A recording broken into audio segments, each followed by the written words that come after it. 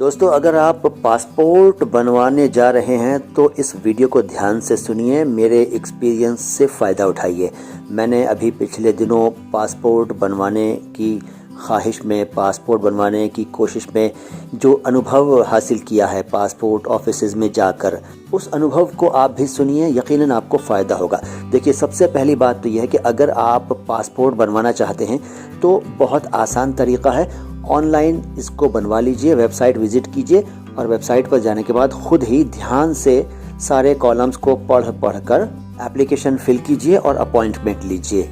मैंने जो किया, जो मेरे साथ हुआ, वो मैं आपको बता रहा हूँ। मेरे केस में एक थोड़ा सा लोचा था, उसके कारण मुझे एक से ज़्यादा बार पासपोर्ट ऑफिस जाना पड़ा, और न सिर्फ एक ऑफिस बल्कि एक से अधिक ऑफिस में जाना पड़ा।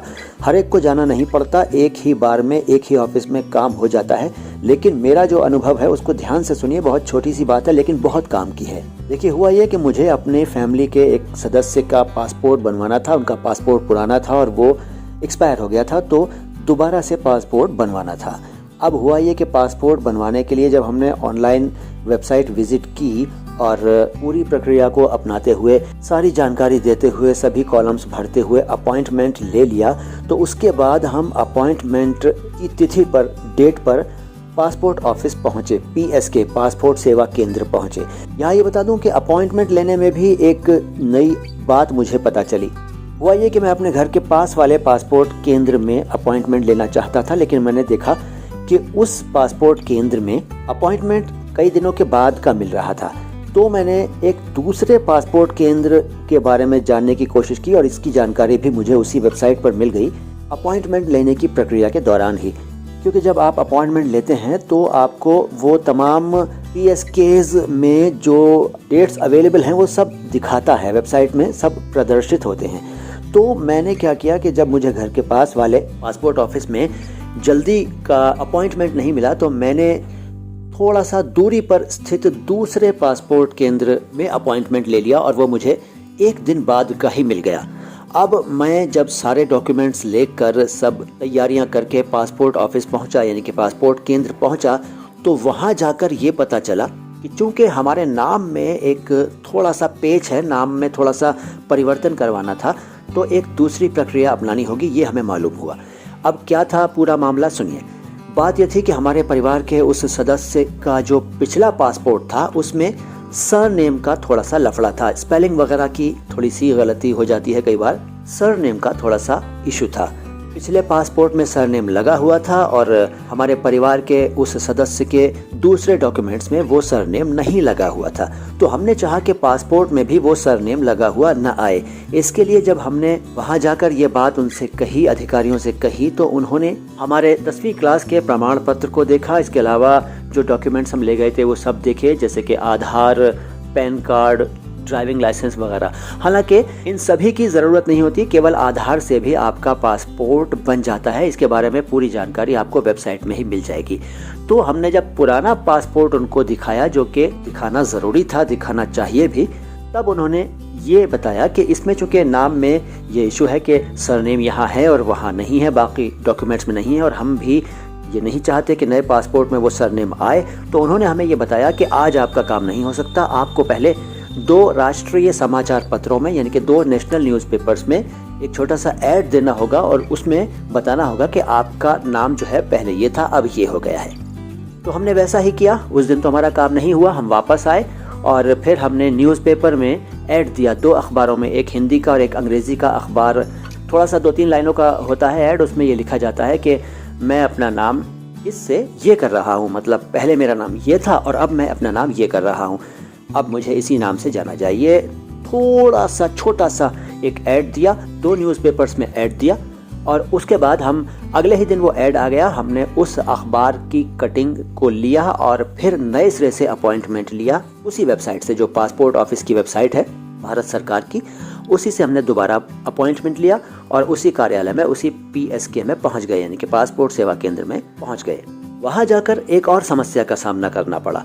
जिस अधिकारी ने हमारी पिछली अपॉइंटमेंट पर जो हमारे कागजों में ऑब्जेक्शन लगाया था, मतलब ये बात कही थी कि आपको अखबार में ऐड देना है, उन अधिकारी के पास जब हम पहुंचे तो उन्होंने तो फाइल ओके कर दी, लेकिन जब हम अगले काउंटर पर गए प्रक्रिया को पूरा करने, तो उस काउंटर पर बैठे हुए अधिकारी ने बताया कि ये काम यहाँ से नहीं होगा बल्कि रीजनल पासपोर्ट ऑफिस से होगा और रीजनल पासपोर्ट ऑफिस जाकर आप इस काम को करवाइए, वहाँ से आपकी फाइल ओके हो जाएगी।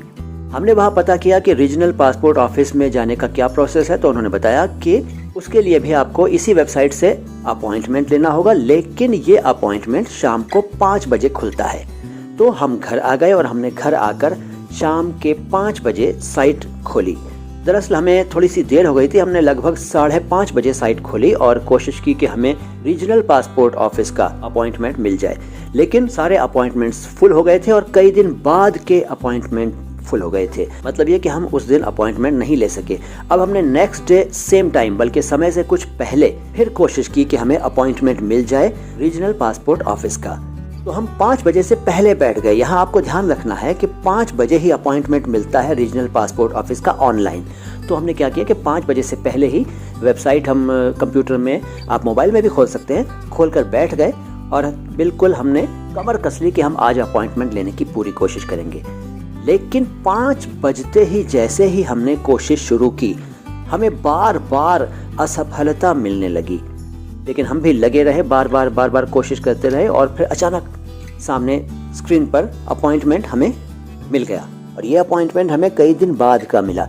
जब हम उस अपॉइंटमेंट पर रीजनल पासपोर्ट ऑफिस पहुंचे तो वहां जाकर हमने अपनी फाइल उनके सामने पेश की, अधिकारी के सामने फाइल प्रस्तुत की।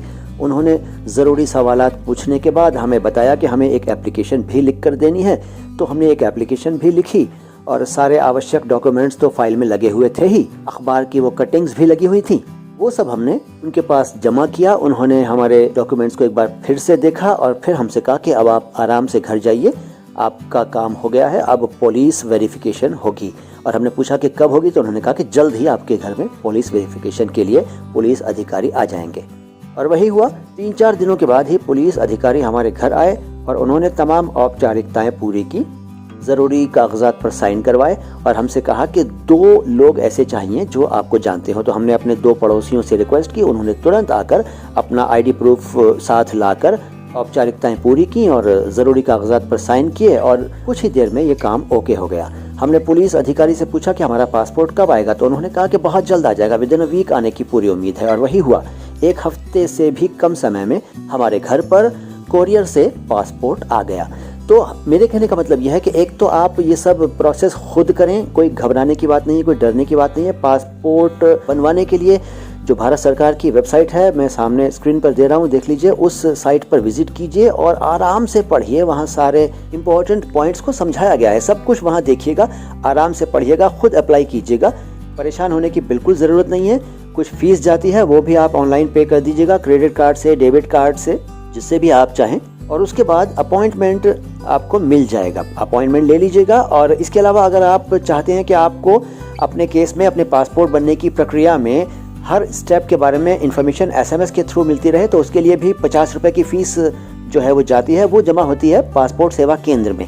जो नॉर्मल फीस है पासपोर्ट की, वो तो जो आप ऑनलाइन पे करेंगे वो है ही। इसके अलावा SMS के लिए, SMS सेवा के लिए 50 रुपए आपको वहीं जब आप जाएंगे PS के, तो वहाँ जमा करने होंगे। इसके अलावा अगर आप चाहते हैं कि पासपोर्ट का कवर भी आपके पास हो, तो पासपोर्ट के कवर को प्राप्त करने के लिए हमने 450 रुपए वहाँ जमा किए। 450 कवर के लिए और 50 रुपए SMS के लिए, ये 500 रुपए हमने वहाँ जमा किए। और पासपोर्ट आने से पहले ही कवर हमारे घर पर पहुँच गया और हर स्टेप की जानकारी SMS के थ्रू आती रही और फाइनली पासपोर्ट हमारे घर आ गया। बहुत आसान है, बहुत सुविधा दी है भारत सरकार ने, इसमें कोई टेंशन की बात नहीं है। बस शर्त यह है कि आप कोई भी एक तो जानकारी न छुपाएं, जो भी जानकारी है वो सच दें, कॉलम्स बिल्कुल सही भरें, एकदम सच्ची जानकारी दें, क्योंकि गलत जानकारी देना वैसे भी क्राइम है। आप किसी मुसीबत में पड़ सकते हैं अगर आपने गलत जानकारी दी। हाँ, अगर भूल से कोई जानकारी गलत हो गई तो कोई ऐसी डरने की बात नहीं है, उसके लिए आप वहाँ जाकर भी भूल सुधार कर सकते हैं, उसका भी प्रोसेस है। कहने का मतलब यह है कि आपको दूसरों के एक्सपीरियंस से फ़ायदा उठाना चाहिए। मेरा जो ये छोटा सा एक्सपीरियंस था, इससे आप यकीनन कुछ ना कुछ फ़ायदा उठाएंगे और आप भी अपने लिए भी इसका फ़ायदा उठा सकते हैं और दूसरों को भी इसके बारे में बताकर उनका भला कर सकते हैं। तो ये छोटी सी जानकारी है, कैसी लगी आपको मुझे ज़रूर बताइएगा कमेंट बॉक्स में लिखकर। बहुत जल्द मैं कोई और जानकारी भरा वीडियो लेकर आऊँगा आप सभी के लिए। सलाम हिंदुस्तान।